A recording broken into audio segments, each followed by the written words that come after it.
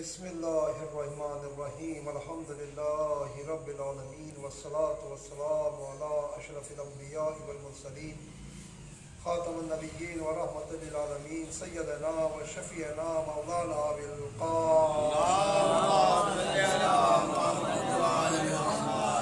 وآلہ الطیبین الطاہرین معصومین المظلومین ولعنۃ اللہ علی اعدائہم اجمعین. اما بعد فقد قال رسول اللہ صلی اللہ علیہ وآلہ وسلم حسین منی وانا من الحسین صلی اللہ علیہ وسلم. محترم، آج اپنا سلسلہ بیان جو ہے اپنے تیسرے مرحلے کے اندر داخل ہو رہا ہے، جس میں ہم مذہب شیعہ کی معرفت حاصل کرنا چاہ رہے ہیں کہ اصل مذہب کیا ہے، اصل شیعہ کسے کہتے ہیں، اور حسینیت کو سمجھنے کی کوشش کر رہے ہیں. چاہتے ہیں کہ کچھ سمجھے کچھ سمجھائیں. یہ پیغمبر اکرم کی مشہور و معروف حدیث ہے، حسین منی وانا من حسین، حسین مجھ سے ہے اور میں حسین سے. کسی کو اس پر شک نہیں ہے کہ پیغمبر کے لیے ارشاد نہیں فرمایا، سب کہتے ہیں رسول نے یقیناً فرمایا حسین منی وانا من الحسین، حسین مجھ سے ہے اور میں جو حسین سے. یقیناً امام حسین کی محبت انسان کو دنیا میں بھی سربلند کرتی ہے، آخرت میں بھی سربلند کرتی ہے. مگر دیکھنا یہ ہے کہ ایک شیعہ تو وہ ہے جو سماج کی نظروں میں شیعہ ہے، معاشرے کی نظروں میں شیعہ ہے، اور ایک شیعہ وہ ہے جو حسین علیہ السلام کی نظروں میں شیعہ ہے. ایک شیعہ وہ ہے کہ جس کو دیکھ کر مثلا امام علی مقام رنجیدہ ہیں. ایک شیعہ وہ ہے جس پر خود حسین فخر کر رہے ہیں. یقین جانیں اگر ہم امام حسین علیہ السلام کے اصل شیعہ قرار پا جائیں تو نہ تاریخ، نہ میڈیا، نہ حکومت، کوئی ہمارے سر کو خم نہیں کر سکتا، کیونکہ حسینیوں کے مقدر میں اللہ نے سربلندی تحریر کی ہے، سر کا خم نہیں کیا. مثلا ایک چھوٹی سی مثال دیتے ہوئے آگے بڑھتے ہیں. امام حسین نے اپنے لشکر میں جن نفوس قدسیہ کا انتخاب کیا تھا وہ 71 تھے یا 72 تھے، مگر ان کی کوالٹی یہ تھی کہ اتنے بڑے لشکر کے سامنے اپنے آپ کو لشکر کہلوا گئے. کہاں 71 یا 72 افراد، کہاں سامنے ہزاروں لاکھوں کا مجمع، کہاں دن کو روزہ رکھنے والے، رات کو عبادت کرنے والے، جن کے پاس ظاہرہ طور پر کوئی دنیاوی مال بھی نہیں، اور دوسری طرف وہ لوگ جو سرکاری نوکر، گورنمنٹ کی ملٹری. مگر دنیا نے دیکھا کہ اس لشکر کو اگر آپ دیکھیں اس کے سامنے کہ ان کی تعداد کتنی تھی، ان کی تعداد کتنی تھی. آپ تاریخ کے اندر دیکھیں کہ کہیں بھی 71، 72، 100 یا 150 آدمیوں کو ہزاروں کے سامنے لشکر نہیں کہا جاتا. مگر یہ ان شیعوں کی کوالٹی تھی جو امام حسین کا دفاع کر رہے تھے کہ اتنے بڑے گروہ کے سامنے ہیں اور خود کو لشکر کہلوا رہے ہیں. اور اتنے شور کے اندر اس دور کی گورنمنٹ ان کی آواز کو دبا نہیں سکی، بلکہ تاریخ کے اندر سب موجود ہے کہ جو بھی امام کی طرف سے جہاد کے لیے نکل رہا تھا وہ کیا کہہ رہا تھا. ان کا رجز، ان کے بیانات، ان کے خطبات سب تاریخ کے اندر موجود ہیں. اور کتنے خوش نصیب تھے کہ تبلیغ وہ کر رہے تھے، داد حسین دے رہے تھے. ہماری تقریریں، ہماری تحریریں کیا ان کا مقابلہ کریں گی؟ اور یقیناً ایسے ماحول کے اندر تقریر کرنا اور ہے جہاں لوگ داد دے رہے ہوں، ایسے ماحول کے اندر تقریر کرنا اور ہے جہاں پھول برس رہے ہوں، ایسے ماحول میں تقریر کرنا اور ہے جہاں ٹھنڈی ہوائیں آ رہی ہوں، ایسے ماحول میں تقریر کرنا پڑھنا انہی کا کام تھا یا تقریر کے بدلے میں تیر آ رہے ہوں اور وہ تیر ان کی زبانوں کو قطع نہ کر پائے. جس نے جو کہا وہ تاریخ کے اندر آج بھی موجود ہے. جناب بریر کا واقعہ تو آپ نے دیکھا ہوگا کہ شہادت سے اس شیعہ علی کو، اس امام حسین کی شیعہ کو کتنی محبت تھی کہ میدان کارزار میں آنے کے بعد فی البدی امام حسین علیہ السلام کے لیے قصیدہ کہتے ہیں اور جوش شجاعت میں اپنی زرہ کو اتار کے پھینک دیتے ہیں. کہتے ہیں تلواریں تو اب بھی پڑھنا ہے، تھوڑی دیر کے اندر ہی پڑھنا ہے، ہم جہاد بھی کریں گے، حسین کی شان میں قصیدہ بھی پڑھیں گے. کون تھے یہ؟ تو کربلا کی شیعہ جو امام حسین علیہ السلام کا ساتھ دے رہے تھے.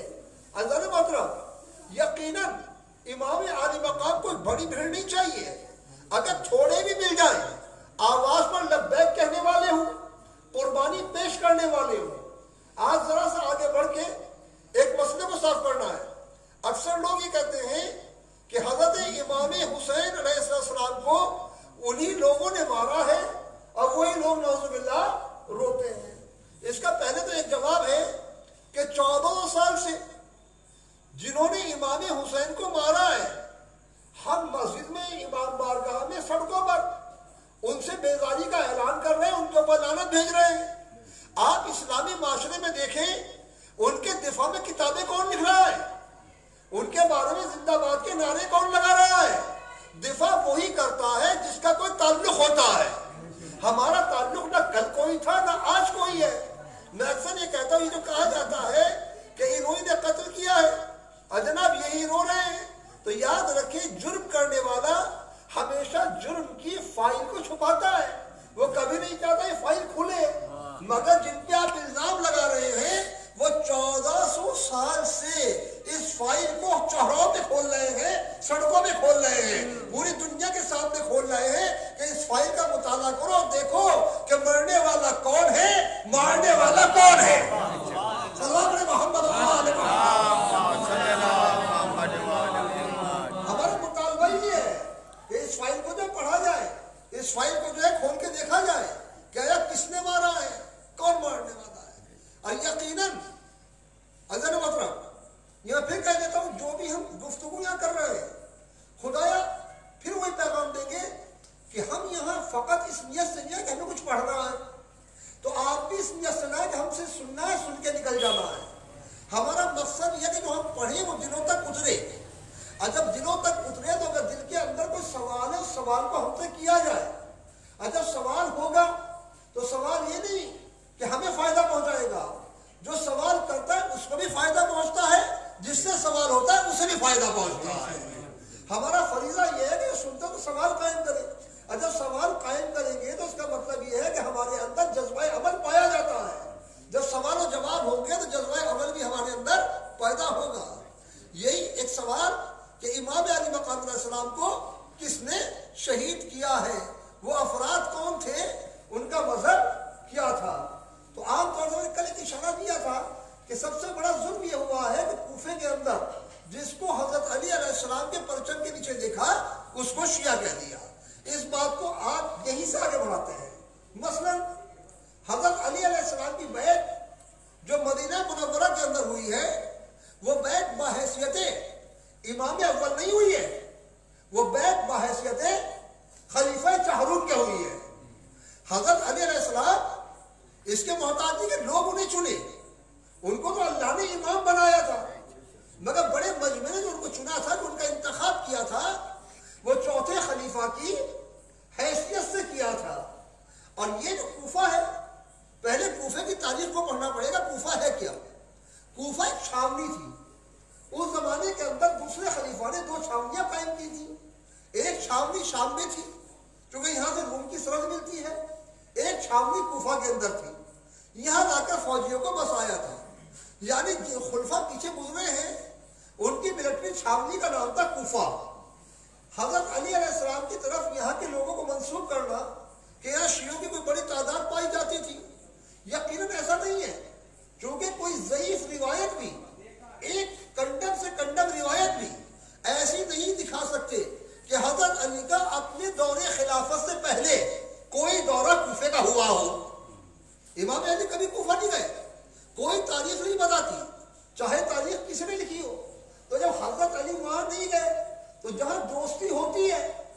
وہاں کے لوگ آتے ہیں اور یہاں کے لوگ وہاں جاتے ہیں. یہ کوفے والوں سے کیسی دوستی ہے؟ نہ کوفیوں کا ادھر آنا ثابت، نہ علی کا ادھر جانا کا ثابت. اسے دوستی کیسے کہا جا سکتا ہے؟ اب دیکھتے ہیں تاریخ کے اندر کہ علی علیہ السلام کو کوفی کتنا پہچانتے تھے. جب امیر المومنین علیہ السلام کی بیعت ہو گئی، لوگوں نے آپ کو چوتھا خلیفہ چن لیا، آپ کے ہاتھ کے اوپر بیعت ہو گئی. اور یہ بیعت بھی ایسی ہوئی تھی کہ اس سے پہلے ایسی بیعت نہیں ہوئی تھی. اس سے پہلے ایک بیعت مختصر ایک چھتے کے اندر ہوئی تھی، دوسری بیعت جو ہے وہ وصیت کے ذریعے ہوئی تھی، تیسری بیعت جو ہے وہ شورا کے ذریعے ہوئی تھی. علی کی بیعت اتنی آزادانہ تھی کہ میری بیعت کسی کمرے میں نہیں ہوگی، مسجد نبوی کے اندر منبر رسول کے اوپر ہوگی. آؤ کھل کر بیعت کرو. جتنا مجمع اس بیعت میں آیا ہے اتنا مجمع اور کسی بیعت کے اندر نہیں آیا. امیر المومنین ادھر تخت خلافت پر آتے ہیں اور ایک زبردست فتنہ کھڑا ہو جاتا ہے جنگ جمل کی شکل میں کہ کچھ لوگ ام المومنین کو ورغلا کر جو ہے وہ بصرہ کی طرف لے جاتے ہیں اور کہتے ہیں تیسرے خلیفہ جو ہیں وہ مظلوم قتل کیے گئے ہیں، ہم ان کا بدلہ لیں گے. امیر المومنین اس فتنے کا سر کچلنے کے لیے مدینے سے سفر کرتے ہیں اور بصرے کا رخ کرتے ہیں، مگر بصرے میں جا کر لڑنے کے لیے فوجوں کی ضرورت ہے. امیر المومنین علیہ السلام کوفے کے اندر حضرت عمار یاسر کو بھیجتے ہیں، تم جاؤ اور کوفیوں کو مسجد کے اندر سمجھاؤ کہ میں وہ خلیفہ ہوں جس کی بیعت تمام مہاجرین اور انصار نے کی ہے، آؤ میرا ساتھ دو.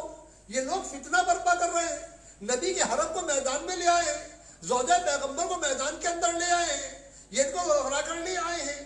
سب تاریخ کے اندر یہ جملے ملتے ہیں. امیر المومنین علیہ السلام جب بھیجتے ہیں حضرت عمار یاسر کو تو وہ لوگ جو کوفے کی مسجد میں جمع ہیں، ایک بڑا گروہ ہے، وہ جو گورنر ایک کوفہ ہے، وہ کہہ رہا ہے علی کا ساتھ نہ دینا کیونکہ علی کی خلافت پر ابھی اجماع نہیں ہوا. اب وہ لوگ اس گورنر کی بات کو مان کر وہیں بیٹھ جاتے ہیں، کہتے ہیں اے عمار یاسر ہم ساتھ دینے کے لیے تیار نہیں ہیں اور یقیناً تم ہی خلیفہ کے قاتل ہو. اب آپ خود سوچ سکتے ہیں کہ اگر یہ شیعہ ہوتے تو شیعوں کے اندر خلافت کا تصور نہیں ہے، امامت کا تصور ہے. وہاں امام کی بات نہیں. دوسری چیز کیا ہے کہ وہ یہ کہہ رہے ہیں کہ ابھی آپ کی خلافت پر اجماع نہیں ہوا.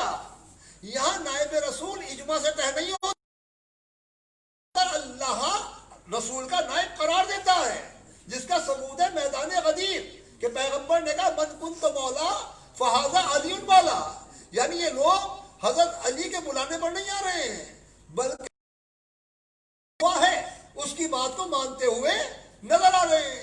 یہاں تک کہ امیر المومنین نے امام حسن مجتبیٰ علیہ السلام کو بھیجا ہے. جب امام حسن مجتبیٰ گئے ہیں آپ نے انہیں سمجھایا ہے تو امام حسن کی بات مانے. وہ حضرت علی علیہ السلام کے ساتھ جو آئے ہیں امام اول مان کے نہیں آئے تھے، چوتھا خلیفہ مان کر آئے تھے. خلافت کا مکتب الگ ہے، امامت کا مکتب الگ ہے. صلوات پڑھے محمد محمد علی محمد. وہ لوگ جو ہیں آپ کو امام اول نہیں مان رہے تھے بلکہ ایک چھوٹا سا گروہ جو آپ کو امام کی حیثیت سے مانتا تھا، وہ اس تبلیغ کا نتیجہ تھا کہ جو عبداللہ ابن مسعود کو دوسرے خلیفہ نے اجازت دے دی تھی کوفہ کے اندر رہنے کی، کیونکہ فضائل علی جانتے تھے. اب کچھ حضرت علی کے اپنے خطبات بھی ہیں جس سے بعد میں کچھ لوگ مذہب شیعہ کی طرف راغب ہوئے ہیں، مگر یہ لوگ جو کوفے والے تھے ان کی اکثریت جو ہے وہ شیعہ نہیں تھی بلکہ ایسے تھے جیسے عام مسلمان ہیں.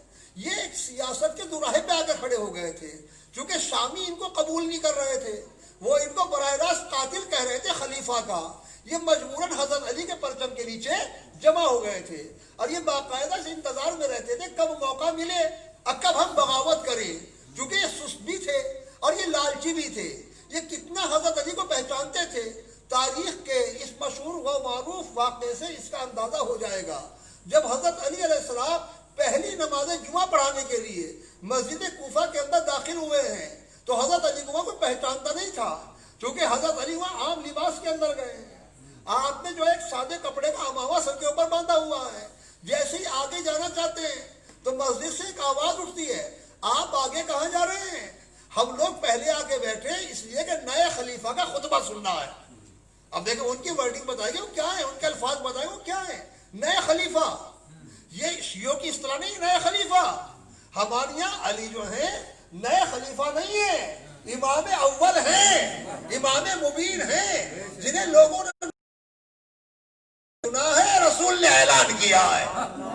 سلام علیکم محمد و آل محمد. ہم جو ہیں نئے خلیفہ کا خطبہ سننے کے لیے آئے.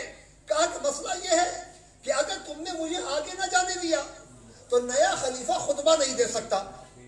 کیا مطلب؟ آپ میں ایسی کیا خوبی ہے کہ اگر آپ آگے نہ گئے تو نیا خلیفہ جو ہے خطبہ نہیں کہے گا, خطبہ نہیں سنائے گا.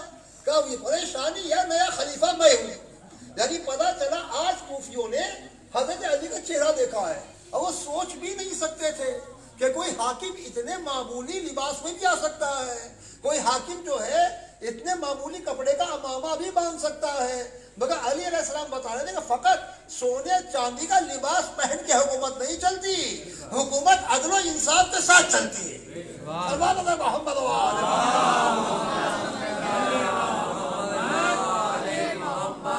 اچھا, امیر المومنین کے جتنے خطبات آپ نہج البلاغہ کے اندر پڑھتے ہیں وہ زیادہ تر 100 میں سے 99 کہہ لیجیے وہی خطبات ہیں جو آپ نے کوفے کے اندر دیے ہیں, اور ان خطبات کے اندر زیادہ تقوی کا, پرہیزگاری کا ذکر ہے. امیر المومنین علیہ السلام ان کو متقی و پرہیزگار بنانا چاہتے تھے, چاہے ان کا مسلک کچھ بھی ہو, کیونکہ امام کا کام ہے راہ نجات کی طرف بلانا. مجھ کو تعجب ہوتا ہے کہ کیسا لشکر تھا. خود تاریخ گواہ ہے کہ جنگ صفین کے اندر ایک مشہور و معروف شخصیت کا بیٹا, میں ممبر سے نام نہیں لوں گا کیونکہ اختلاف ہو جاتا ہے, وہ باہر نکلا, اس نے حضرت محمد حنفیہ کو للکارا. تو حضرت محمد حنفیہ نے اس کے باپ کا نام لیا کہ آج تو اگر تیرا باپ بھی قبر سے اٹھ کے آ جائے تو میں اس کے اوپر حملہ کر دوں گا. تو حضرت علیہ السلام فوراً کا بیٹے محمد حنفیہ اس کے باپ کا نام نہ لینا. اس کا مطلب سیدھا ہے کہ حضرت علی محمد حنفیہ سے کہہ رہے ہیں بیٹے فتنہ برپا ہو جائے گا, تقیہ سے کام لو. اگر یہ سارے علی کو امام اول مانتے تو تقیہ کی ضرورت نہ پڑتی. ادھر کا پالا الگ تھا, ادھر کا پالا الگ تھا. تو پتا چلا شیعہ مٹھی بھر تھے. یہ وہی لوگ تھے جو کسی مجبوری کے تحت جو ہے اس پرچم کے نیچے آ گئے تھے. اگر یہ شیعہ ہوتے تو خارجیوں کی شکل کے اندر بغاوت نہ کرتے. بغاوت کرنا بتا رہا علی کا نظریہ اور تھا, کوفیوں کا نظریہ اور تھا. سلام علیکم محمد و آل محمد. تو کوفیوں کا مذہب کو پڑھنا پڑے گا. کوفی ہے کیا؟ دراصل یہ کوفی جو ہیں اتنا تو ہے کہ ان کے اندر زیادہ ناسبیت نہیں پائی جاتی تھی, چونکہ انہوں نے حضرت علی کا دور دیکھا تھا, ان کی سخاوت دیکھی تھی. مگر جب وقت آ جاتا تھا تو یہ جو ہیں میدان سے فرار کرنے کے اندر پیچھے نہیں رہتے تھے. یہ جدھر کی ہوا دیکھتے تھے یہ ادھر ہی ہو جاتے تھے. مگر اس سے بھی انکار نہیں ہے کہ اگر چاہنے والے ملے ہیں تو اسی کوفے سے ملیں گے, وہ اسی کوفے سے ملے. مثلا آپ خود غور کیجیے, امام حسین علیہ السلام نے بیعت کا انکار کہاں کیا؟ مدینے میں. سب نے مشورے دیے, کوئی یہ تیار نہیں تھا کہ فرزند رسول ہم ساتھ دینے کو تیار ہے, کس کی ہمت ہماری لاشوں سے گزرے گا جب آپ تک آئے گا. ایسی کوئی آواز ہمیں مدینے کے اندر نہیں آتی. یہ ہے کہ بس آپ ادھر چلے جائیں, ادھر چلے جائیں, مکے میں چلے جائیں. تو امام حسین علیہ السلام یہ نہیں کہ وہاں قتل ہونے کے لیے آئے ہیں. اگر قتل ہونا مسئلہ تھا تو قتل تو مدینے کے اندر بھی ہو جاتے. جو یزید وہاں حملہ کر رہا ہے وہی حملہ یہاں بھی کرا سکتا تھا. مگر اگر امام حسین مدینے کے اندر رک جاتے تو باقاعدہ پروپیگنڈا کیا جاتا کہ مدینے کی جو عزت پامال ہوئی ہے وہ حسین کی وجہ سے ہوئی ہے. اگر حسین مدینہ چھوڑ دیتے تو یزید تو بڑا نمازی پرہیزگار آدمی تھا, وہ کبھی مدینے کے اوپر حملہ نہ کرتا. امام حسین نے مدینے کو چھوڑا کہ الزام میرے اوپر نہ آنے پائے. اس کے بعد مکہ میں گئے. امام حسین کو مکہ کے اندر بھی قتل کرنے کا پروگرام تھا, مگر امام حسین نے مکے کو بھی چھوڑا ہے. اس لیے کل کو کہہ دیا جائے گا کہ حسین نے مجبور کیا تھا مکے کے اوپر حملہ کرنے کے لیے. امام حسین علیہ السلام کے سامنے ایک پریشانی اور بھی تھی, کیونکہ امام حسین نے ایک دم نہیں کیا تھا. امام حسین نے اپنے نانا کا دور بھی دیکھا تھا, امام حسین نے اپنے بابا کا دور بھی دیکھا تھا. اپنی والدہ کی مظلومی بھی دیکھی تھی، امام حسین نے اپنے بھائی کے تابوت پر پڑتے ہوئے تیر بھی دیکھے تھے۔ امام حسین علیہ السلام دیکھ ہی رہے تھے کہ لوگ حملہ کرتے ہیں اور اس کے بعد پھر نکل جاتے ہیں، یعنی وہی لوگ جو حملہ کرنے والے ہیں وہ پھر چاہنے والے بن جاتے ہیں۔ مثلا حاکم شام امام حسن مصطفیٰ کو زہر دلواتا ہے اور سرکاری اعلان کر دیتا ہے کہ 3 دن تک بازار بند رہیں گے۔ رسول کا نواسہ جو ہے دنیا سے چلا گیا، یعنی خود ہی قاتل اور خود ہی سوگوار بن کے بیٹھ جاتے ہیں۔ امیر المومنین کو بھی قتل اسی انسان نے کرایا تھا، کہا نہیں جناب جو خارجی تھا اس نے جو ہے ان کے سر کے اوپر ضربت لگائی ہے۔ حضرت فاطمہ زہرا کے ساتھ تو جو ہوا اسے آج بھی کھل کے بیان نہیں کیا جا سکتا کہ دروازہ گرا دیا جائے سب کچھ ہو جائے اور رسول کی اکلوتی بیٹی کی قبر کا پتہ اسی مدینے کے اندر نہ چلے۔ اگر حسین مدینے میں رہتے تو یہی ہوتا، کوئی بھی آتا پہلو کے اندر برچھی مارتا اور نکل جاتا، حکومت اعلان کر دیتی ہم سوگوار ہیں، رسول کے نواسے کو منافقین نے قتل کر دیا۔ حسین کو درکار تھا ایک ایسا میدان کہ جہاں نہ مکے کی توہین ہو، نہ مدینے کی توہین ہو، نہ کعبے کی توہین ہو، اور دنیا دیکھ لے مارنے والا کون ہے، مرنے والا کون ہے، قرآن پڑھنے والا کون ہے، باجے بجانے والا کون ہے، خدا کی طرف بلانے والا کون ہے، شیطان کی طرف بلانے والا کون ہے۔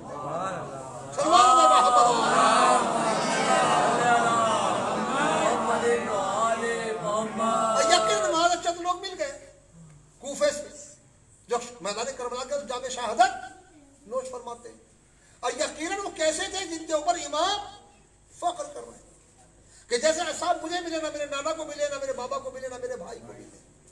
پریشانی سب سے بڑی یہ ہے کہ ایک بڑی تعداد درکار تھی۔ جب انسان فقط رسمی طور پر محبت کا دعویٰ کرتا ہے وہ خود بھی اپنی آخرت برباد کرتا ہے، اب مقدس ہستیوں کو جو ہے انہیں بھی قتل کرا دیتا ہے۔ کوفیوں کے اندر سب سے بڑی بے حیائی یہ تھی، یعنی وہ خط تو لکھ رہے تھے کہ آئیے، جیسے ہم کہتے ہیں امام زمانہ آئیے، ہم جو ہے جان قربان کرنے کے لیے تیار ہیں۔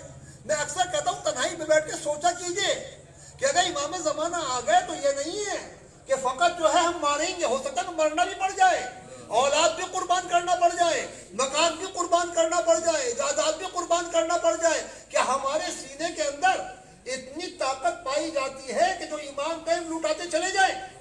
اگر ہم نے نہ لوٹایا تو فقط زبانی دعویٰ جو کام نہیں آئے گا، جیسے کوفیوں نے کیا کہ خط پہ خط آ رہے ہیں، کہتے ہیں کہ ہزاروں خط جو ہے امام حسین کے پاس مکہ کے اندر آ گئے تھے، اور امام حسین نے جناب مسلم کو بھیجا ہے، اور جناب مسلم پر آپ کو اعتماد ہے، کہا بھیا مسلم اگر تم وہاں کا ماحول سازگار پانا تو مجھے خط لکھ دینا۔ حضرت مسلم علیہ السلام وہاں جاتے ہیں، تاریخ نے 12,000 تو متفقہ طور پر لکھا ہے کہ 12,000 کوفیوں نے حضرت مسلم کے ہاتھ پر بیعت کی، اور جناب مسلم علیہ السلام جب حملہ کرنا چاہتے ہیں دارالامارہ پر تو سلیمان بن سلم خزائی کا یہ کہنا کہ جناب آپ کو بیعت لینے کا حق ہے، آپ کو جنگ کرنے کا اختیار نہیں ہے۔ یعنی کچھ ایسے بھی تھے جو محبت کا دعویٰ کر رہے تھے کہ انہوں نے مسلم کے سامنے سلیمان کی اطاعت کر لی، نہ جانے کیسے چاہنے والے تھے۔ یہ وہاں سے نکل گئے، اور نکلنے کے بعد کم سے کم جو روایت متفقہ آئی ہے 4,000 آدمی جناب مسلم علیہ السلام کے ساتھ ابن زیاد کے محل کی طرف دارالمارہ کی طرف بڑھے، 4,000 کم نہیں ہوتے، جبکہ اندر مشکل سے محل میں 50 سے 100 لوگ تھے، ان سب کو کمایا جا سکتا تھا، مگر ایک دھمکی ادھر سے دی گئی شام سے لشکر آنے والا ہے۔ لشکر آیا نہیں، لشکر آنے والا ہے۔ کہتے ہیں کہ ایک دھمکی کے بعد یہ ہوا ہے کہ بہنیں تو بھائیوں کے ہاتھ پکڑ کے لے گئی، باپ جو ہے وہ بیٹوں کے ہاتھ پکڑ کے لے گئے، اور یہ افراد کل 300 رہ گئے یا 400 رہ گئے، یہاں تک کہ جب مغرب کا وقت آیا ہے تو یہ مسجد کوفہ میں جناب مسلم نے نماز مغرب پڑھائی تھی، یعنی پوری مسجد بھری ہوئی تھی، اور جیسے ہی آپ نے سلام تمام کیا ہے تو وہاں 300 لوگ تھے، اور جب مسجد سے باہر نکلے ہیں تو 10 لوگ تھے، اور جب باہر جا کے گلی میں مڑ کے دیکھا 10 میں سے ایک بھی نہیں تھا۔ اتنا بڑا دھوکہ تھا تاریخ کے اندر کہ جناب مسلم خط لکھ چکے ہیں، فرزند رسول آ جائیے، ہزاروں لوگ میرے ہاتھ میں بیعت کر چکے ہیں۔ کہاں تو یہ بلبلا، کتنا بلبلا رہا ہوگا، اور اب ایسے موڑ پر کوئی بھی وہاں موجود نہیں ہے. مسلم کے دل میں کیا گزری ہوگی کہ میں خط لکھ چکا ہوں, کیا میرا بھائی کس مصیبت کے اندر پڑنے والا ہے. جی اب نوبت یہ ہے کہ مسلم کو گھر میں رکھنے کو تیار نہیں, یعنی جو کل تک بلا رہے تھے اب مسلم کو گھر میں پناہ دینے کے لیے تیار نہیں ہے. حج یہ کہ مسلم پر اگر پیاس کا غلبہ ہوتا ہے تو مسلم دعا سے پانی مانگ رہے ہیں, کوئی پانی بھی پلانے والا جناب مسلم علیہ السلام کو نہیں ہے. ہمیں اس کی تیاری کرنا ہوگی, کیونکہ انسان وہ ہے جو پچھلے واقعات کو دیکھ کر آنے والے زمانے سے عبرت حاصل کرے کہ اگر ہمارے وقت کا امام آ گیا کہیں ایسا تو نہیں ہوگا خدا نہ کرے وہ بھی گلیوں کے اندر گھومتا پھرے, اسے کوئی پناہ دینے والا نہ ہو. ضرور ضرور ضرور دعائیں کیجئے, ظہور کی دعائیں ضرور کیجئے, مگر ایسا جذبہ پیدا کیجئے. اپنے آپ کو ہمیں ایسا سدھارنا ہوگا, اپنی اصلاح اس طرح کرنی ہوگی کہ شہداء کربلا کا وہ جملہ یاد کرنا ہوگا کہ ہم جنت کے لیے یا جہنم کے خوف میں آپ کا ساتھ نہیں دے رہے ہیں. ہمیں وہ دنیا نہیں چاہیے جس میں سب کچھ دکھائی دے مگر فاطمہ کا لال نہ دکھائی دے. ہمیں وہی جذبہ پیدا کرنا ہوگا, ہم رہے کہ نہ رہے مگر یوسف زہرا دکھائی دے. محمد ویسے کام کرنے والا نہیں ہے. فقط نعروں سے کام نہیں چلے گا, فقط جو ہے شور سے کام نہیں چلے گا. اچھا اس کی آزمائش ہوتی ہے. پھر میں ادھر ہی جہاں پہ اکثر آتا ہوں, امام حسین کے سلسلے میں تو جناب مسلم کا ذریعہ آزمائش کی, یعنی کہ جناب مسلم کا ساتھ دے دیں گے تو یقیناً امام حسین کا بھی ساتھ دے دیں گے. اگر جناب مسلم کا ساتھ نہ دے پائے وہی فیل ہو گئے تو امام عالی مقام کا ساتھ نہیں دے سکتے. آج ہمارے لیے آزمائش کیا ہے؟ آج ہمارے لیے سب سے بڑی آزمائش جو ہے یہ ہمارے مرجع کرام ہیں. اگر ہم ان کا ساتھ دے سکتے ہیں تو وقت کے امام کا بھی ساتھ دیں گے, اگر ان کا ساتھ نہ دیا تو ان کا بھی ساتھ نہیں دیں گے. سلام علیہ محمد و آل محمد. اب ایک سوال پیدا ہو جاتا ہے یہاں پر کہ جناب مراجع کرام میں اختلاف کیوں ہے؟ یہ ایک کچھ کہتا ہے ایک کچھ کہتا ہے. اس میں کوئی اختلاف کی بات نہیں ہے. میں اکثر کہتا ہوں دن میں بھی آئیے پوچھئے, یقیناً خوشی ہوتی ہے جب کوئی پوچھنے کے لیے آتا ہے. فقط یہ نہیں ہے کہ ہم آئے پڑھ کے چلے گئے. ہماری یہ مجلسیں, ہماری یہ تقریریں, ہماری یہ نشستیں, ہماری یہ اٹھنا بیٹھنا کوئی رسم نہیں ہے. کچھ سیکھنا ہے, کچھ سکھانا ہے. یہ کوئی نہ کل رسم تھی نہ آج رسم ہے. ہمیں دیکھنا یہ ہے کہ یہ ان میں اختلاف کیوں ہے. دیکھیں پیغمبر کے اصحاب, ان اصحاب کے بعد جو باوفا, ان میں سب یکساں نہیں ہے. ان کے اندر جب نمبر بٹے تو کہا ابو ذر جو ہے 9 درجوں پر ہے, سلمان جو ہے 10 درجوں پر ہے. تو یقیناً درجے بٹے 9 اور 10 دکھائی دیے. تو یقیناً جب پیغمبر ایسے صحابی تیار کر رہے ہیں, ایسے شاگرد تیار کر رہے ہیں جو ایمان کے 9 اور 10 درجوں پر ہیں, تو ان کا ایمان کسی کلے ایمانی کو تو ہونا چاہیے, وہ چھوٹا موٹا تو نہیں بنے گا. تو ان میں چھوٹے بھی ہیں, بڑے بھی ہیں, ان میں کم معرفت والے بھی ہیں, زیادہ معرفت والے بھی ہیں. تو مراجع کرام جو ہے سب کا علم ایک سا نہیں ہے. یہ ائمہ معصومین کی طرح نہیں ہے کہ جو ایک کہے گا وہ دوسرا کہے گا.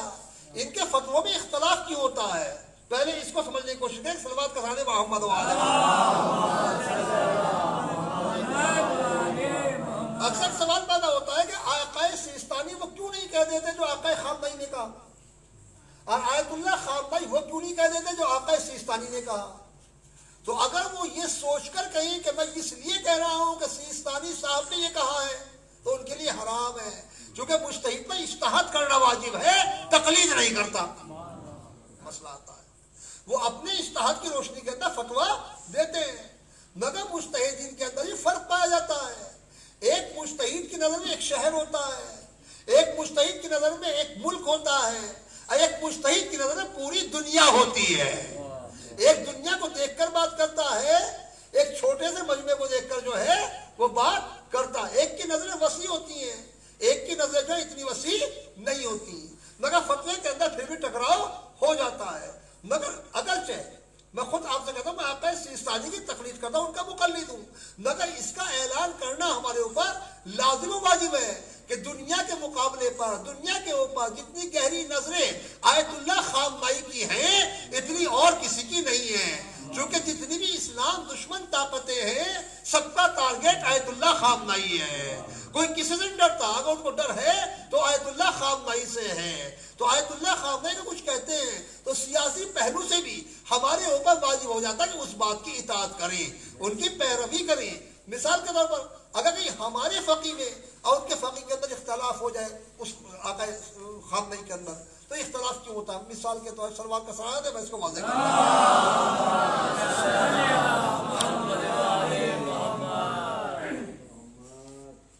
دیکھیں کچھ چیزیں جو فقہ کی اصطلاحات کے اندر کسی کو واجب کہا جاتا ہے، کسی کو جو سنت کہا جاتا ہے، کچھ حرام ہے کچھ حلال ہے۔ ایک اصطلاح ہوتی ہے ان کے مباح۔ مباح کسے کہتے ہیں؟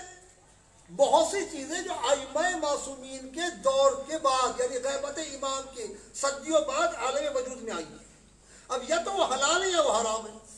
جب ان میں فتویٰ لیا جاتا ہے تو فقیہ کہتا تھا مباح۔ مباح کا مطلب یہ بس جائز، کوئی ثواب و گناہ اس کے اندر نہیں ہے۔ تو ایسا نہ ہو کہ کسی مباح مسئلے کو لے کر ہم ایک عظیم شخصیت کو کھو بیٹھے۔ مثلا اگر انہوں نے کسی چیز کو جائز کہا ہے اور دوسرا ناجائز کہہ رہا ہے تو جائز کا مطلب یہ نہیں کہ ہم پہ واجب ہو گیا۔ واجب ہونا اور ہے، جائز ہونا اور ہے۔ اور کبھی کبھی عقل کا بھی استعمال کرنا چاہیے۔ جب عقل کا بھی استعمال کریں گے تو خود مسائل جو ہے وہ حل ہو جائیں گے۔ مثلا میں اشارہ دیتا ہوا چلوں گا، علماء کا اس پر اجماع ہے کہ جب کسی ایسی چیز میں اختلاف ہو جائے کہ کچھ علماء تو کہیں کہ یہ چیز جو ہے سنت ہے، اب کچھ کہیں کہ یہ چیز جو ہے واجب ہے، تو اس کو ضرور انجام دو، کیونکہ اگر سنت ہے تو ہم نے ثواب کما لیا، اگر واجب تھی تو ہم سے چھٹ نہیں پائی۔ اور اگر یہ اختلاف ہو جائے کہ ایک کہے حلال ہے ایک کہے حرام ہے تو علماء کہتے ہیں چھوڑ دو، کیونکہ اگر وہ حرام تھا تو ہم بچ گئے اور اگر وہ حلال تھا تو اس کا کرنا ہمارے اوپر واجب نہیں تھا۔ ہمارا فریضہ یہ ہے اپنی صفوں کے اندر اتحاد قائم کریں۔ اور یقیناً جہاں تک کربلا کا تعلق ہے، میں نے کل بھی اشارہ دیا تھا کہ ہم فقط کربلا کو سننے پہ نہ رہیں۔ شیخ مطہری بڑے اچھے جملے کہتے ہیں کہ اب کربلا کو پڑھو بھی، سن بہت لیا ہے، کربلا کو پڑھا بھی جائے۔ کوئی مفید کتاب لے لیں جو کسی عظیم فقیر نے لکھی ہو اور اس کے بعد میں جو ہے تنہائی میں بیٹھ کر اس کتاب کو پڑھیں، دیکھیں اصحاب امام نے کون سی روش اختیار کی ہے، امام حسین علیہ السلام نے کون سی روش اختیار کی ہے۔ کبھی تنہائی کے اندر بیٹھ کر آنسو بہائیں، یقیناً تنہائی میں بہنے والے آنسو بہترین عبادت کا درجہ رکھتے ہیں، ہماری معرفت کے اندر اضافہ کرتے ہیں۔ جیسے تنہائی میں قرآن پڑھتے ہیں ایسے تنہائی میں جو ہے تاریخ کربلا پڑھیں۔ قرآن کا پڑھنا بھی عبادت ہے، تاریخ کربلا کا پڑھنا بھی عبادت ہے۔ یقیناً اس کے اوپر غور و فکر کیا جائے، ہم اس میں غور و فکر کریں۔ کسی ایک شہید کا حال روز پڑھ لیا کریں، کبھی امام کے خطبات کو پڑھ لیا کریں۔ ایسی کیا وجہ ہے کہ آج امام حسین علیہ السلام کے نام کے اوپر ہم جان دینے کو تیار رہتے ہیں، کٹنے کے لیے تیار رہتے ہیں۔ کل امام حسین علیہ السلام خطبات دے رہے تھے، کل امام حسین سمجھا رہے تھے، مگر کوئی سمجھنے کے لیے تیار نہیں تھا۔ خود جناب زینب کا جملہ آپ نے سنا ہوگا، اے بھیا آپ نے اتنا اچھا خطبہ دیا، آپ نے اتنی اچھی تقریر کی، ان کے دل کیوں نہیں پسیجے، یہ آپ کی طرف راغب کیوں نہیں ہوئے؟ کہ بہن سبب یہ ہے کہ ان کے شکم مال حرام سے بھرے ہوئے ہیں، اس لیے ان کے اوپر نصیحت اثر نہیں کر رہی ہے۔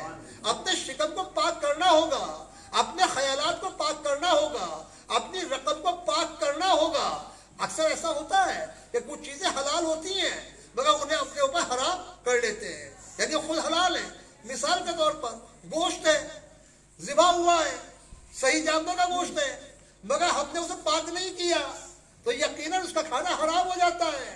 ایسے ایک مسئلہ آتا ہے کہ اللہ نے کچھ ٹیکس ہیں جو ہمارے اوپر واجب کیے ہیں، اگر اس ٹیکس کو ادا نہ کریں تو ہمارا پیسہ حرام ہو جاتا ہے، اور اس سے خرید ہوئی چیزیں جو ہیں ہماری روح کے اوپر جو ہے برا اثر ڈالتی ہیں۔ مثلا خود دیکھیں کہ ہمارے اوپر گورنمنٹ ہے، وہ گورنمنٹ کے جس کو ہم نے ووٹ کر کے گورنمنٹ بنا دیا ہے، اگر ہم ووٹ نہ کرتے تو گورنمنٹ نہ بنتی، مگر وہ گورنمنٹ جس نے میں خلق کیا ہے اللہ، اسے ہم نے ووٹ دے کر پروردگار نہیں بنایا۔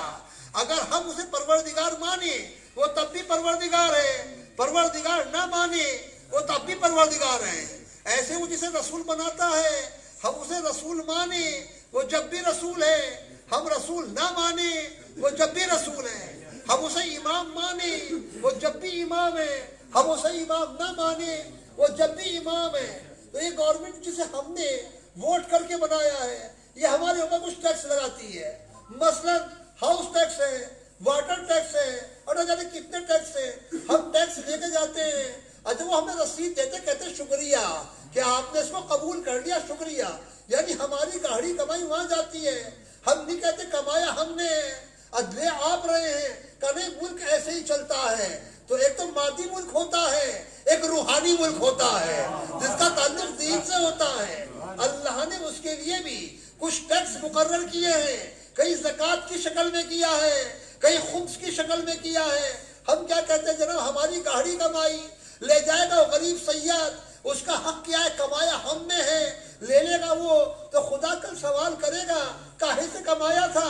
آنکھوں سے کمایا تھا، آنکھیں ہم نے دی تھی، پیروں کا استعمال کیا تھا، پیر ہم نے دیے تھے، ہاتھوں کا استعمال کیا تھا، ہاتھ ہم نے دیے تھے، ذہن کا استعمال کیا تھا، ذہن ہم نے دیا تھا۔ تمہارے پاس اپنا تھا کیا؟ اگر ہم چاہتے ہو سارا وصول کر لیتے۔ جن کے پاس اپنا کچھ نہیں وہ میں کر رہے ہیں۔ شیعت یہ ہے، اہل بیت کا شیعہ ہوا جب میں ختم ہو جاتی ہے تو باقی رہتا ہے۔ صلوات علی محمد۔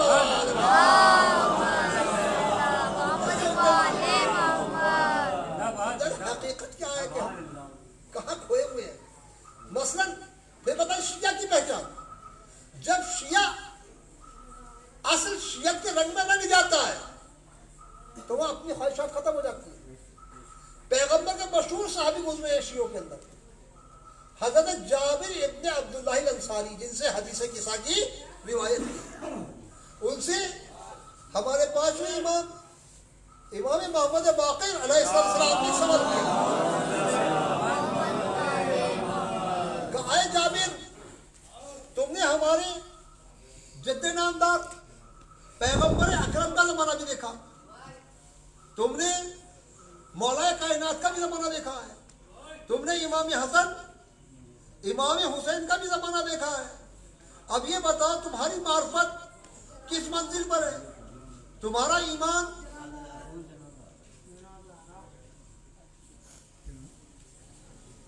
جنازہ آ رہا ہے۔ وہ بھائی خورشید کی لڑکی کا انتقال ہو گیا تھا۔ بھائی خورشید ہے نا جنہیں پینٹر ہے، وہ ان کی لڑکی کا۔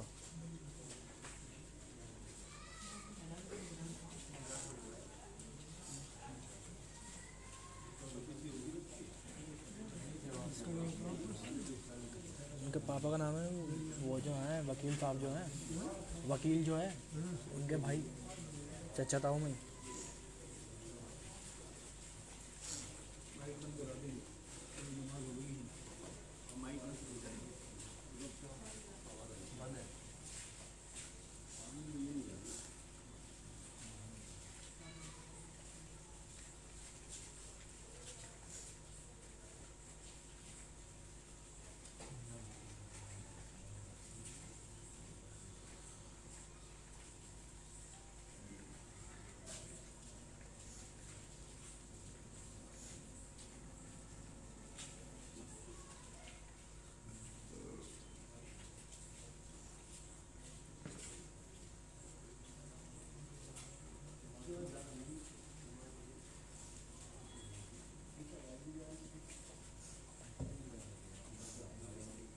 بند کر دیجیے کنار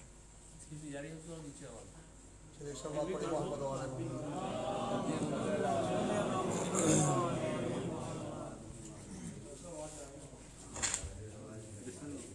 تو آپ کا ایمان جو ہے وہ کس درجے پر کا فضل رسول جب آپ نے پوچھا ہے تو اب معاملہ یہ ہے کہ میں زندگی سے زیادہ موت کو پسند کرتا ہوں، صحت سے زیادہ بیماری کو پسند کرتا ہوں، اور دولت سے زیادہ جو ہے غربت کو پسند کرتا ہوں، اور حیا سے زیادہ موت کو پسند کرتا ہوں۔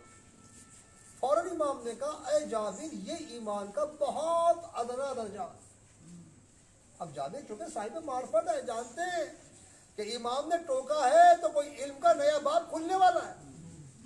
پوچھا کہ مولا آپ بتائیے، کہ اب ہم سے سنو ہمارا معاملہ کیا ہے. اے جابر، جب ہم نے اللہ کے اوپر ایمان لے آئے تو یہ میں کہاں سے آئی؟ دیکھو ہم نہ موت کو پسند کرتے نہ زندگی کو، نہ صحت کو نہ بیماری کو، نہ دولت کو نہ غربت کو، بلکہ ہم تو وہی پسند کرتے ہیں جو ہمارا اللہ ہمارے لیے پسند کرتا ہے. یہ ایمان کا درجہ ہے. ایک شیعہ اس کو کہتے ہیں کہ وہ انسان وہی پسند کرتا ہے جو اس کے لیے اس کا رب پسند کرتا ہے. اور یقیناً جو اپنے رب کی پسند کے رنگ میں رنگا جائے پھر اس کی دنیا بھی آسان ہے، پھر اس کی آخرت بھی آسان ہے. شیعہ فقط چند رسومات کے انجام دینے والے کو نہیں کہتے. شیعہ وہ ہے جو مکمل طور پر آل محمد کا پیروکار ہو. جہاں ان کا قدم رکھا جائے وہاں اس کا قدم رکھا جائے، اور عشق کی اس منزل کے اوپر ہو کہ جناب ابوذر کو واقعہ شاید آپ نے سنا ہے کہ نہیں جوانوں نے، کہ جس وقت آپ ایک جنگ کا موقع ہے، پیغمبر سے کچھ پیچھے رہ جاتے ہیں تو جناب ابوذر بہت بعد میں پیغمبر کی خدمت میں پہنچتے ہیں، تو دیکھا کہ ابوذر بے ہوشی کے قریب ہے، اور روایت میں تو یہاں تک ملتا بے ہوش ہو بھی گئے. دیکھا کہ جناب ابوذر بے ہوش ہے پیاس کی شدت سے، اب مشک پانی کی ساتھ ہے، پانی ان کے چہرے پر چھڑکا گیا. کہا ابوذر یہ تو بتاؤ جو پانی ساتھ تھا تو آپ نے پانی پیا کیوں نہیں؟ کہا میرے عشق کا تقاضا ہی یہ تھا کہ میں پیاسا رہوں، چونکہ آپ مجھ سے آگے تھے میں پیچھے تھا. میں نے جیسے چشمے سے پانی بھرا دل سے آواز آئی، پتہ نہیں رسول اللہ کو آگے پانی ملا ہے یا نہیں ملا، بس میں مشکلہ لے کر فوراً چلا گیا. تو کم سے کم آج ایک شیعہ کو یہ سوچنا چاہیے کہ اگر ہم شیعہ ہیں جو عمل ہم کر رہے ہیں اس سے ہمارا امام راضی ہے یا اس سے ناراض ہے. یقیناً ہمارے عمل سے یا تو ہمارا امام راضی ہوگا یا ناراض ہوگا، اور یقیناً اسی چیز سے ناراض ہوں گے جس سے اللہ ناراض ہوگا، اور اسی سے راضی ہوں گے جس سے اللہ راضی ہوگا. پھر وہی بات آ جاتی ہے، کہنا پڑتا ہے کہ اب یہ ایام عزا جو ہیں وہ تیزی سے گزر رہے ہیں. 9 ربیع الاول ہمارے سے بہت قریب ہو رہی ہے جس کا نام ہے عید زہرا.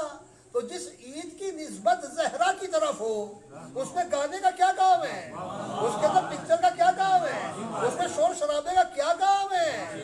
یہ کام جو ہیں یہ تو شیطان کی طرف نسبت رکھتے ہیں. اگر نسبت جناب زہرا کی طرف ہے تو قرآن خوانی ہوگی، محفل ہوگی، صدقہ ہوگا، ایک دوسرے کو معاف کرنا ہوگا، ایک دوسرے سے گلے ملنا ہوگا. چلو بڑے محمد و آل محمد.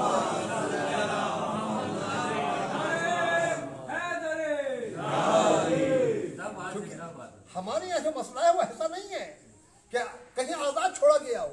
ہمارے یہاں تو روز عاشورہ ہے تو نماز ہے، روز عید الفطر ہے تو نماز ہے، ہمارے یہاں عید قربان ہے تو نماز ہے. چونکہ نماز انسان کو بندگی سکھاتی ہے، نماز انسان کے اندر خاکساری پیدا کرتی ہے، نماز انسان کے اندر تکبر کو ختم کرتی ہے. اے تذکرہ آل محمد اسی لیے ہے، ان کے شیعوں کا تذکرہ اسی لیے ہے کہ جس سے ہمارے اندر بھی خاکساری پیدا ہو. جہاں تکبر ہوتا ہے وہاں شیطینیت ہوتی ہے، جہاں خاکساری ہوتی ہے وہاں مولائیت ہوتی ہے. ہم یہ سمجھ رہے فقط نعرہ لگانے سے مولائی بن جائیں گے یا کوئی بڑی مجلس کر لینے سے مولائی بن جائیں گے. نہیں، مولائی اس وقت بنیں گے جب ایک دوسرے کا درد ہمارے دل کے اندر ہو. مولائی اس وقت بنیں گے کہ جب سب سے پہلے بھی کوشش کریں کہ غربت کو کیسے دور کیا جائے. آج نوجوان کے پاس میں سلوات کا ساتھ محمد و آل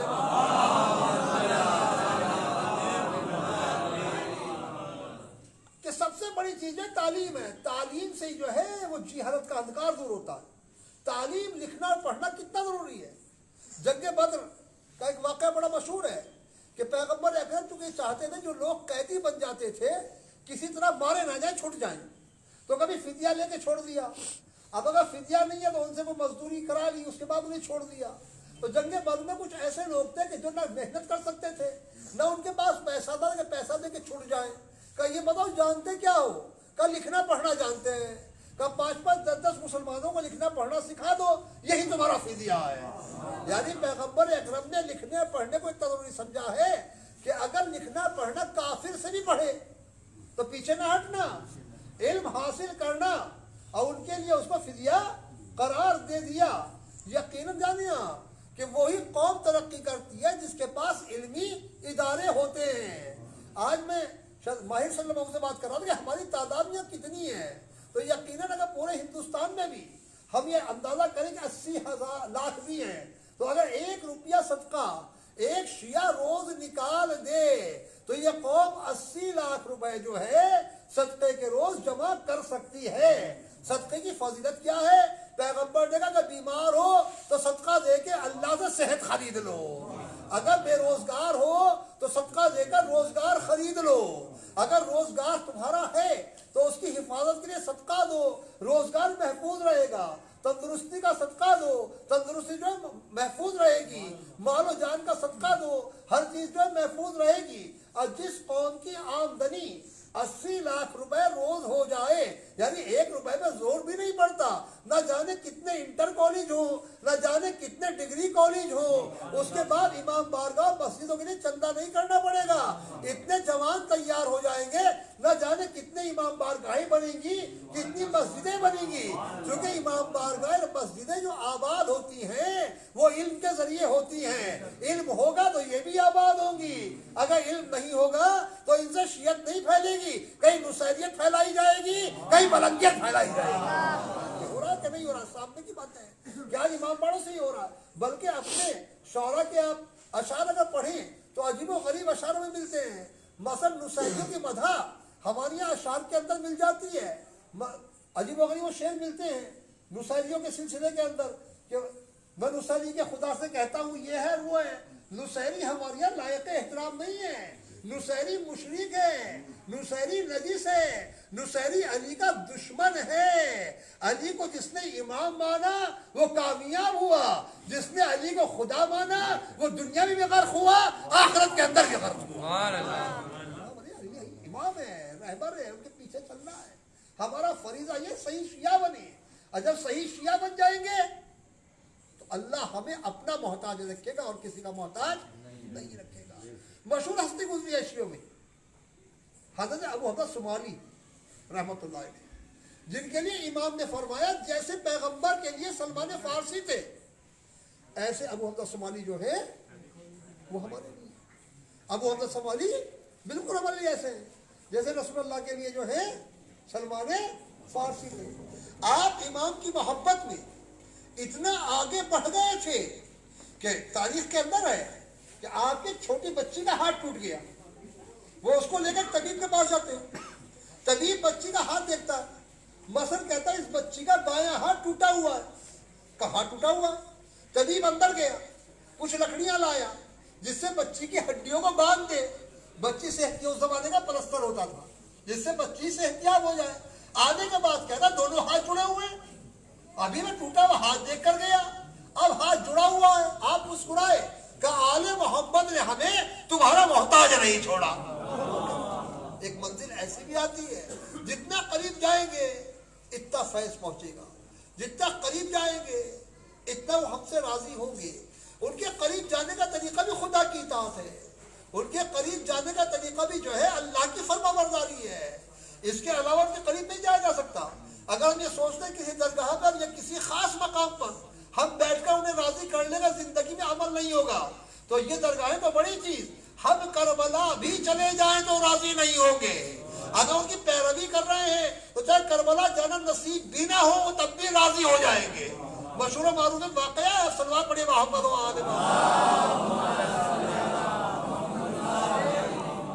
پیغمبر کے چاہنے والوں میں بڑی عظیم شخصیت گزری ہے جناب اویس قرنی۔ اویس قرنی جنہوں نے پیغمبر کو کبھی دیکھا نہیں، تڑپتے تھے ان کے دیدار کے لیے، مگر ماں کی خدمت کی وجہ سے آ نہیں پاتے تھے، تو اس نے ماں سے اجازت لی میں پیغمبر کی زیارت کے لیے جانا چاہتا ہوں۔ کہا بیٹے جانا مگر سورج ڈوبنے سے پہلے مدینہ چھوڑ دینا۔ اب بیچارے آئے بمشکل تمام آئے، دیکھا کہ پیغمبر ہے نہیں، برابر کے کسی دیہات کے اندر گئے ہوئے ہیں، بیٹھ کر انتظار کیا، دن ڈھلنے لگا، آپ فوراً اٹھ کر چلے آئے کہ ماں کی اطاعت کرنا ہے، اس کی خدمت کرنا ہے۔ اب جب پیغمبر آتے ہیں تو آنے کے بعد پوچھتے ہیں میں یہاں اویس کی خوشبو محسوس کر رہا ہوں کہ یہاں پر اویس آئے تھے۔ آپ یہ دیکھیں حدیث قصہ ذہن میں رہے کہ 4 آتے ہیں تو تو رسول کی خوشبو محسوس کرتے ہیں، یا رسول آ رہے ہیں تو اویس کی خوشبو محسوس کر رہے ہیں، جبکہ اویس نہ نبی ہے، نہ امام ہے، نہ معصوم ہے، نہ ہاشمی ہے، نہ قرشی ہے۔ کہا میں اس کی خوشبو محسوس کر رہا ہوں۔ کہا آئے تو تھے مگر چلے گئے۔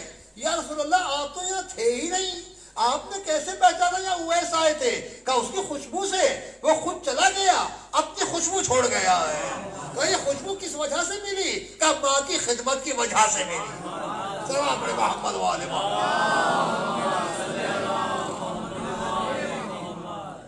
تو پھر وہ بات آتی ہے ایک شیعہ اپنا سفر کہاں سے شروع کرے؟ ایک شیعہ کا سب سے پہلا سفر ہے اپنے والدین کی رضامندی، جسے ہم بالکل جو ہے درکنار کر دیتے ہیں۔ پوچھا گیا پیغمبر اکرم سے کیسے پتا کریں کہ ہمارا رب ہم سے راضی ہے؟ کہ اپنی ماں کا چہرہ دیکھو، اگر ماں راضی ہے تو رب بھی راضی ہے، ہم بھی راضی ہیں۔ اگر ماں ناراض ہے تو ہم بھی ناراض ہیں، رب بھی ناراض ہے۔ یعنی ماں کا چہرہ دیکھو۔ بلکہ جب بات ماں کی آگے تو کہتے چلے، یہ تو سنا ہوگا کہ ماں باپ جو ہے آنکھ کر دیتے ہیں۔ نہیں، کبھی کبھی یہ بھی ہوتا ہے کہ ماں باپ آنکھ کر دیتے ہیں، اب بعد میں خدا انہیں آنکھ شدہ لوگوں کی فہرست سے نجات دے دیتا ہے۔ اور کبھی ایسا ہوتا ہے کہ ماں باپ خوش مرتے ہیں، اللہ اولاد کو آنکھ کر دیتا ہے۔ اللہ اپنی حفظ و امان میں رکھے۔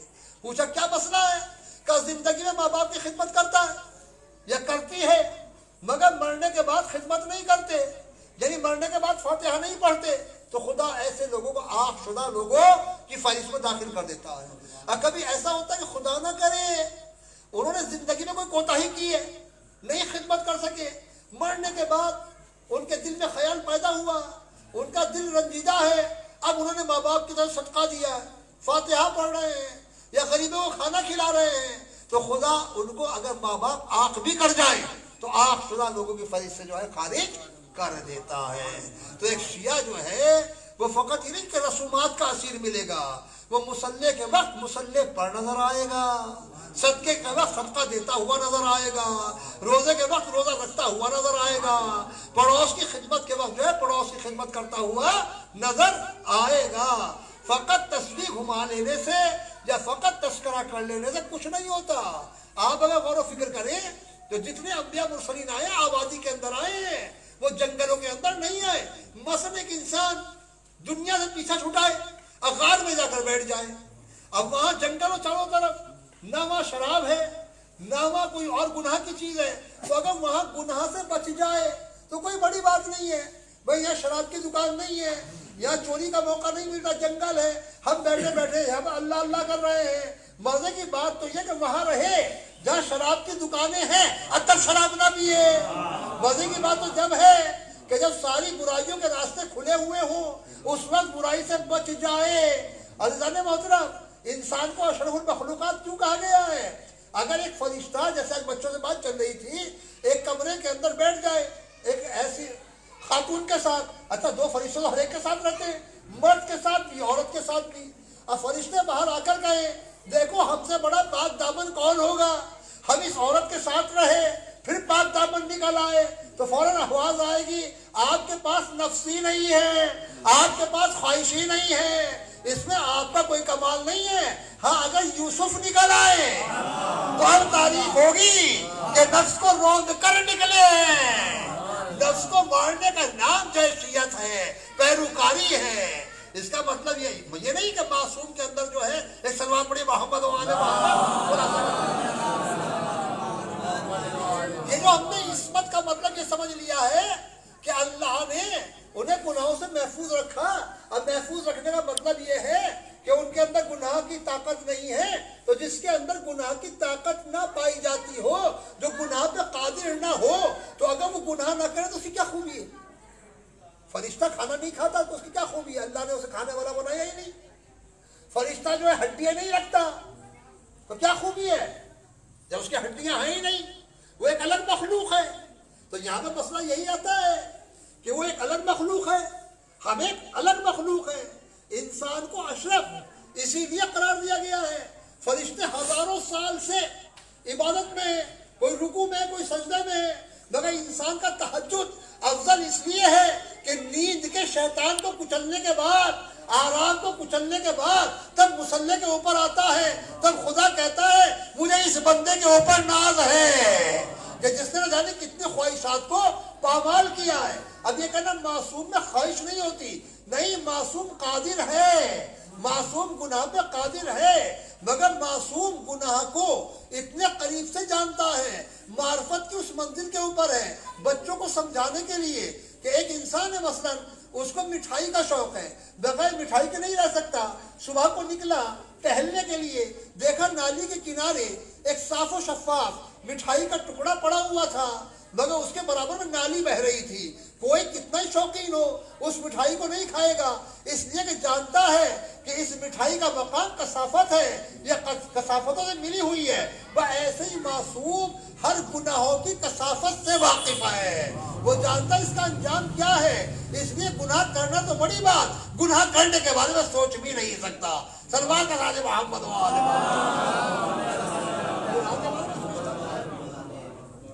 یقیناً اہل بیت کے چاہنے والے کو گناہوں سے نفرت ہونی چاہیے۔ اب گناہ یہی نہیں ہے جو ہم نے موٹے موٹے گناہ مان لیے ہیں، شراب گناہ ہے یا زنا گناہ ہے، یہ تو سب بڑے بڑے گناہ ہیں، اس کے علاوہ بھی گناہ ہے، گمان کرنا بھی گناہ ہے۔ اس پہ بہت جھگڑے ہوتے ہیں معاشرے میں، ہماری قوم میں چار لوگ کھڑے، ہم یہ سوچ رہے ہیں ہماری بات کر رہے ہیں، اس کا نام کیا ہے؟ گمان۔ گمان کی بنیاد پہ بہت بڑا فساد جو ہے وہ برپا ہو جاتا ہے۔ اس نے یہ کہا ہوگا، یعنی قیاس جو بالکل حرام ہے، اس بنیاد پر بڑے بڑے فساد جو ہیں وہ برپا ہو جاتے ہیں۔ یعنی پھر کیا کہا جاتا ہے؟ وہ آپ کے پاس آیا تھا، یہ بتائیے اس نے کیا کہا، یعنی اس کی تہمت لگائی جاتی ہے کہ بتائیے اس نے کیا کہا تھا۔ شاید میں نے پہلے بیان کیا کہ نہیں کیا ہے کہ ایک شیعہ کے لیے امام کے قول سے بڑھ کے اور قول کیا ہوگا؟ فرماتے ہیں ایک جھوٹ ہے جس کا ثواب ہے، اور ایک سچ ہے جس کا جھوٹ عذاب ہے۔ کون کہہ رہا ہے؟ امام جعفر صادق علیہ السلام۔ ایک جھوٹ ہے جس کا ثواب ہے، بہت رک کے سنیے، ایک سچ ہے جس کا عذاب ہے۔ کہ مولا وہ کیا ہے؟ کہا کہ دو بھائیوں کے اندر اختلاف ہے اور ایک آ کر دوسرے کی برائی کرے، اب جس کی برائی کر رہا ہے وہ آ کے پوچھے کیا کہہ رہا تھا، اپنی طرف سے اچھائیاں بیان کر دو جس سے وہ ایک ہو جائے، اور اگر تم نے وہی بیان کیا ہے جو اس نے بیان کیا تھا، کیا تو کیا تھا سچ ہے، کہا تو سچ ہے، سچ سے آپ نے جو ہے صداقت سے کام لیا ہے، دیانتداری سے کام لیا، جیسا اس نے کہا اسے ایسا بتا دیا، مگر اس کے ذریعے جھگڑا ہو گیا، اسی سچ بولنے کا گناہ ہے۔ یعنی اپنی طرف سے اچھائیاں بنا کے بیان کر دو، یعنی جس طرح بھی ہو فساد کا سر کاٹو، ملانے والا شیعہ ہے، اگر تفرقہ پیدا کرے اس کا تعلق حاکم شام سے تو ہو سکتا ہے، اہل بیت کے شیعہ سے کبھی نہیں ہو سکتا۔ صلوات بڑے محمد والے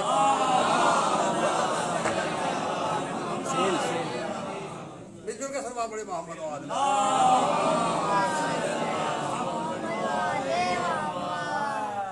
یہ باتیں ملانے کی ہوتی ہے، یہ بات جو لڑانے کی نہیں ہوتی، سمجھنا ہوگا۔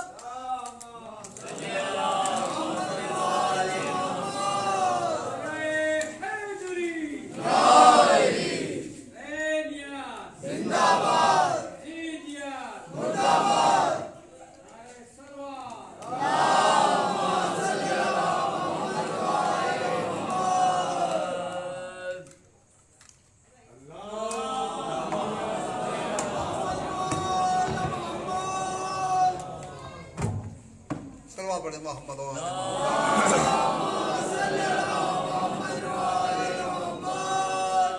تو یہ سارے اختلافات جب پیدا ہوتے ہیں، جب علم سے دور ہوتے ہیں، اگر ہم کتب بینی کریں، واقعات کو پڑھیں تو سارے مسائل خود بخود حل ہو جاتے ہیں۔ کون قاتل تھا، کون مقتول تھا، شیعہ کو کیسا ہونا چاہیے، شیعوں کے فرائض کیا ہیں۔ ہم نے فقط یہ سوچ لیا ہے کہ فقط ہاتھ کھول کر نماز پڑھنا، سجدہ پہ سجدہ کرنا، کچھ نظر و نیاز دلا دینا، اس کا نام شیعت ہے۔ یہ شیعت کے اندر ہے، مگر یہ کامل شیعت نہیں ہے۔ شیعہ وہ ہے جو مسجد کے اندر ہے تو نمونہ بنے، سڑک کے اوپر ہے تو نمونہ بنے، دفتر کے اندر ہے تو نمونہ بنے، وہ غریب ہے تو نمونہ بنے، वो अमीरत तो नमूना बने लोगों के लिए, तब जाके वही शिया बनता है। ऐसे शिया जो है वो नहीं बन जाता। और यही वजह है आज भी अहले बैत अलैहिस्सलाम के तुफैल के अंदर कि अगर आज दुनिया शैतानियत घबराई हुई है तो हमसे ही घबराई हुई।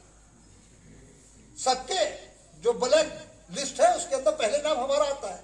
उन्हें पता सब बिकाऊ माल है, मगर ये माल बिकने वाला नहीं है। ये वो लोग हैं जो मोहब्बतें बांटते हैं और अल्लाह का लाख लाख करम है, जबकि हमने न तस्करे को ऐसा सुना कि जैसा सुनना चाहिए, न तस्करा हिंदुस्तान में हमने ऐसा किया है कि जैसे करना चाहिए।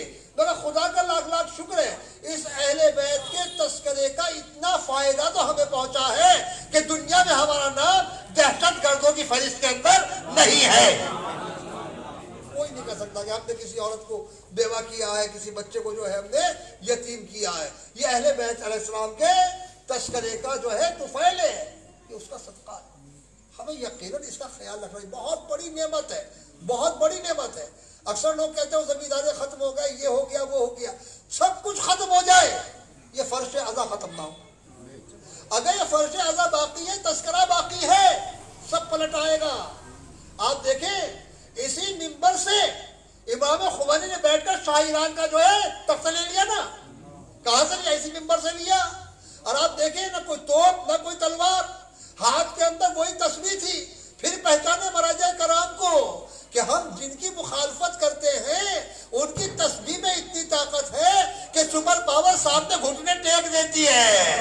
तो एक नायब की तस्बीह जब इतनी पावरफुल है तो आने वाले हुज्जत की जुल्फकार जो होगी वो कितनी पावरफुल होगी।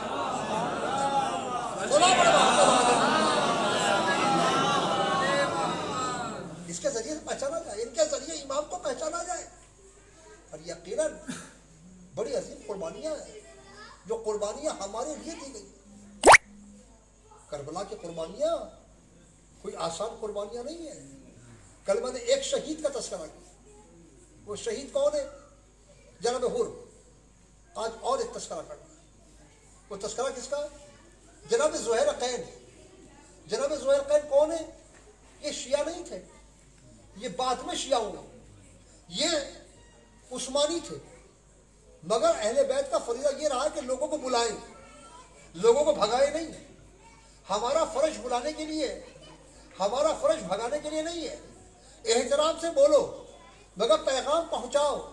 ये ज़ुहैर कैन जिधर से इमाम हुसैन जा रहे थे उधर से ज़ुहैर कैन भी जा रहे थे, मगर इमाम हुसैन अलैहिस्सलाम से बच बच के चल रहे थे कि सामना ना हो जाए।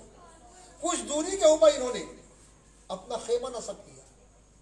आपने एक रिवायत की रोशनी में जनाब अली अकबर को भेजा। अब जनाब अली अकबर जा रहे हैं उसके पास, शहजादा अली अकबर जा रहा है उसके पास जो मुखालिफ है। और जाने के बाद कहते चचा आप पर सलाम, आपको बाबा ने याद किया।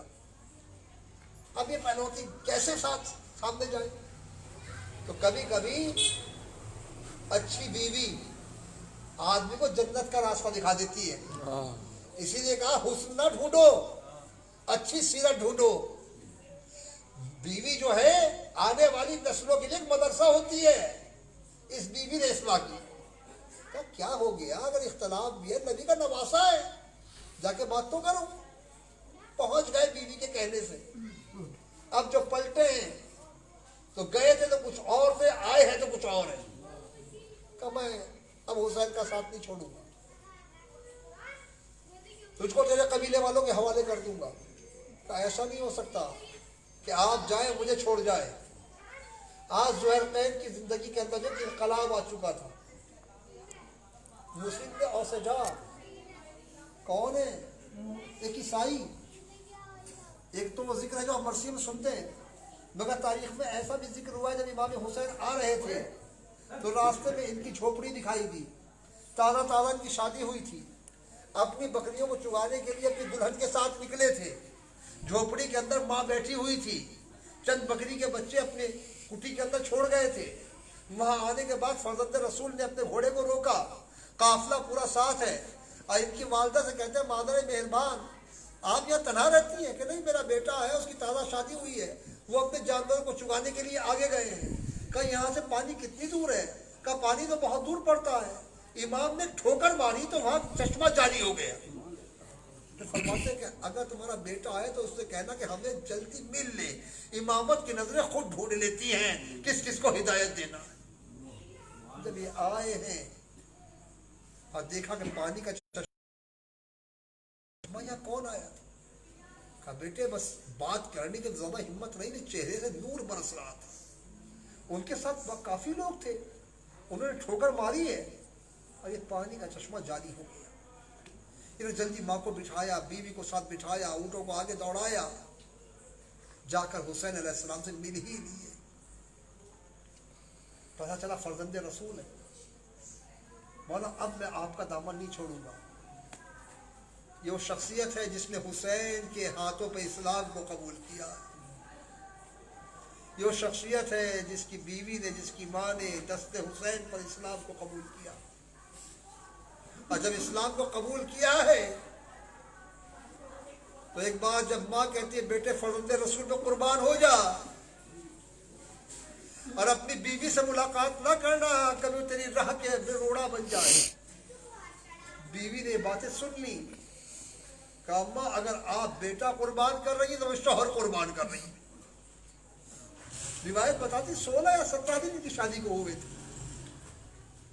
اور ایک بار امام سے یہ جواہر اجازت طلب کر کے میدان کی طرف جاتا ہے۔ اب مسائل کے بس یہ 2-4 جملے جو تاریخ کے اندر ملتے ہیں کہ اس کی بیوی نے امام سے درخواست کی ہے، مولا ہماری شادی تازہ ہوئی ہے، جیسے میرا شوہر آپ پہ جان قربان کر رہا ہے، بھی چاہتے جنت میں ایک ساتھ داخل ہو، کہ خدا ایسا ہی انتظام کرے گا تم ایک ساتھ جنت کے اندر داخل ہو جاؤ۔ یہ وحد میدان کارزار کے اندر آتے ہیں، تلوار چلاتے ہیں، مگر ایک انسان کہاں تک تلوار چلائے؟ وہ وقت بھی آتا ہے کہ جب یہ زمین کربلا کے اوپر گرتے ہیں، اگر یہ گرتے ہیں تو ان کی بیوی سے برداشت نہیں ہوتا، ایک چوب لے کر میدان کے اندر جاتی ہے اور دشمنوں کے اوپر حملہ کرتی ہے۔ یہ پہلی خاتون ہے جو کربلا کے اندر میدان میں شہید ہوئی ہے، اس کے سر کے اوپر تلوار کا وار ہوتا ہے، یہ خاتون گر جاتی ہے اور امام کے سامنے یہ شوہر و زوجہ دونوں خدا کی بارگاہ میں چلے جاتے ہیں۔ امام نے کہا یہ اللہ کی طرف سے انتظام ہے، چونکہ چاہتی تھی شوہر کے ساتھ جنت میں داخل ہو، جاؤ تمہیں جنت مبارک ہو، ایک ساتھ جنت میں داخل ہو جاؤ۔ یہ کربلا جب میدان ہے، قربان ہونے والے جنت میں پہلے جا رہے ہیں، سردار جنت میں بعد میں داخل ہو رہے ہیں۔ لعنت اللہ علی القوم الظالمین۔ اللہم لنا قتل الرسول وصحابی، یا اللہ یا اللہ یا اللہ یا اللہ یا اللہ یا اللہ یا اللہ یا اللہ یا اللہ یا اللہ۔ پروردگار تجھے محمد و آل محمد کا واسطہ ہماری قلیل سوا قبول فرما، پالنے والے گناہان کبیرہ و صغیرہ کو معاف فرما، پالنے والے ذکر حسین کے ساتھ فکر کی توفیق عطا فرما، پالنے والے تجھے محمد و آل محمد کا واسطہ ہماری فکر کو ہمارا ایسا رہبر قرار دے، ہمیں وقت کے امام کے سامنے شرمندہ نہ ہونا پڑی۔ پالنے والے تجھے محمد و آل محمد کا واسطہ جہاں جہاں مومن مومنات آباد ہے، شیعہ حیدر کرار آباد ہے، سب کی جان کی، مال کی، عزت و آبرو کی حفاظت فرما، پالنے والے پرچم اسلام کو سربلند فرما، ہم میں جو بے اولاد ان کو اولاد صالح عطا فرما، جو صاحبان اولاد ہیں ان کی اولاد کو دنیا اور آخرت میں ان کی آنکھوں کی ٹھنڈک قرار دے، پالنے والے ہمارے بے روزگاروں کو روزگار عطا فرما، صاحبان روزگار کے روزگار میں خیر و برکت عطا فرما۔